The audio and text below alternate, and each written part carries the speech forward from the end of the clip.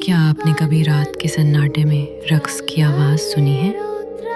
لکڑی کی فرش پر جیسے کوئی آہستہ آہستہ گھوم رہا ہو، ٹھک ٹھک ٹھک۔ ہاں، یہ کوئی عام رقص نہیں، یہ ہے کپوچینا دی کرس پیرویٹ۔ ایک پرانا تھیٹر تھا، کپریس بیلے تھیٹر، جہاں ایک حسین لڑکی بیلرینا کپوچینا دنیا کی سب سے خوبصورت بیلرینا سمجھی جاتی تھی۔ وہ اتنی اچھی ناچتی تھی جیسے جسم نہیں، صرف روح حرکت کر رہی ہو، مگر وہ کامل بننا چاہتی تھی ہمیشہ کے لیے، اور اس نے سودا کر لیا۔ ایک رات سرخ چاند کے نیچے وہ اکیلی ریہرسل کر رہی تھی۔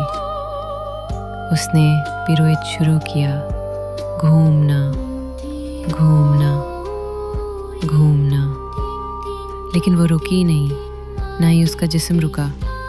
گردن مڑی، ہڈیاں چٹ گئیں، اور پھر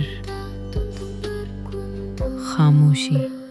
جب تھیٹر میں لوگ آئے، وہاں کچھ نہیں تھا سوائے خون آلود ربنز کے ایک پھٹی ہوئی چپل، اور دیوار پر لکھا تھا، میں اب بھی رقص کر رہی ہوں۔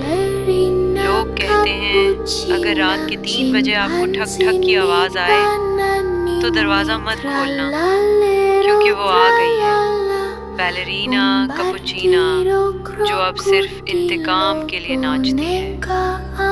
اور اگر تمہاری سانس رکنے لگے تو سمجھ لو وہ تمہارے پیچھے کھڑی ہے۔